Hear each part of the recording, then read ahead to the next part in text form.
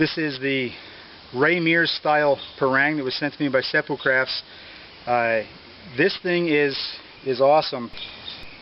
It's kind of a misnomer to call this the Ray Mears style parang. I mean no disrespect at all to Ray Mears, but Ray knows a good thing when he sees it, and he has popularized the use of these in several of his bushcraft videos. You see him in the tropics using a parang that's very similar to this. The moment you pick up one of these parangs, you feel like you're grabbing onto the distilled experience of generations that has gone into making this design. This is not a blade which is designed for mass production. These are one-of-a-kind, handmade blades and handles that reflect the experience from that part of the world of working in the tropical jungle. This is the idea of the one tool you need to get through all of life in a tropical area. And you can tell that they're not made for mass production, that these are made until they're right. All the experience collected over generations and generations has been placed into these blades, from the design of the handle to the shape of the blade to the weight distribution, even the methods of construction. You can tell that there's been a lot of thought that's gone into this blade. The blade is basically, it feels like it's made out of a leaf spring, possibly of a vehicle. I have no idea what the steel is, but it's got a convex edge which just tapers all the way out to the spine of it. The spine is very thick, and the cutting edge actually starts about here. That beyond that point right there, you actually have a sharpened edge, and this here has got this little divot in the back. You can safely grab onto the blade there. So if you do need to do detailed carving or chopping or anything like that, you can grab the blade very safely right beyond the balance point. The balance point of the knife is right here.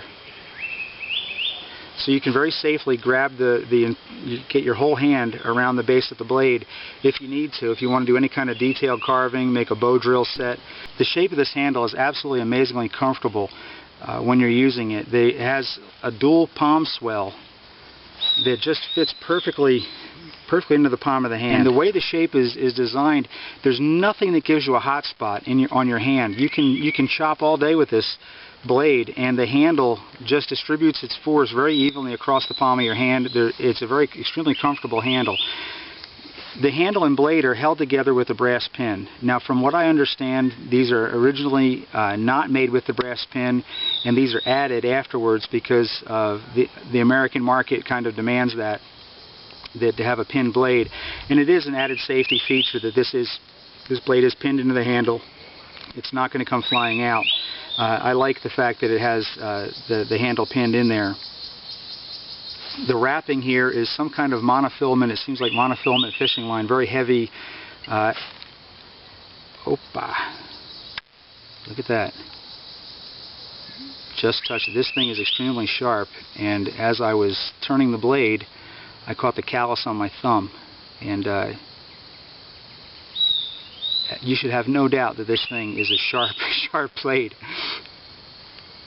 I'm bleeding. The blade comes with a traditional style sheath, which is made entirely out of wood, and it appears to be the same type of wood that the handle is made out of. When I first saw that these came in a wooden sheath, I thought, wow, that's got to be a rattly and noisy thing to have around. They don't make hardly any noise at all if you have it adjusted right.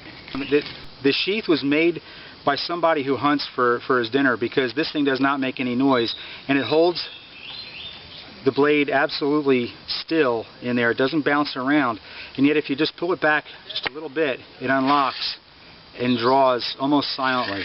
You have this it's a very quiet sheath. You can remove this thing very quietly if you have to, but when you're walking around with it, it doesn't make all kinds of noise, and if something does hit it back, it'll start making noise right away. So you'll know that your blade is loose in there, but all you have to do is just push it to the forward just a little bit. Now the sheath comes with a piece of rope that's actually tied through a slot or a hole through the middle of it.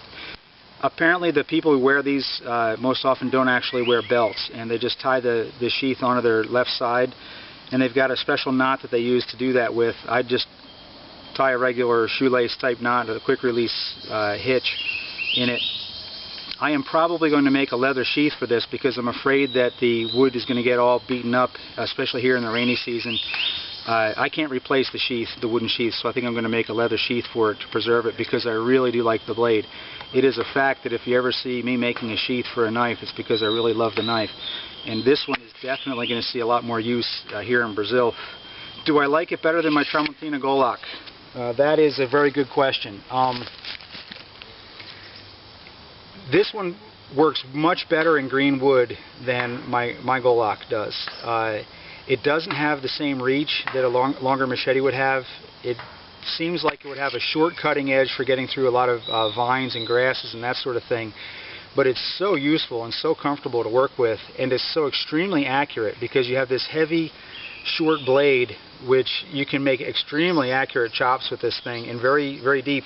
For shaping wood, it's extremely, extremely useful.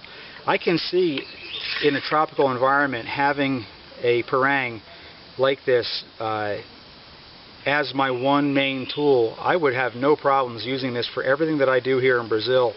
This would definitely fill that role. It's a little bit short for heavy grasses and vines. It lacks a little bit of reach for clearing. You have to bend down a little bit, but as far as a tool to carry on your belt, this thing is fantastic. If you are looking for a traditional style parang, like I said, a Ray Mears style parang, and Ray didn't design it, but he knows a good thing when he sees it, and popularized these. If you are looking for a traditional style parang made with traditional methods and materials, this is definitely one you should be picking up.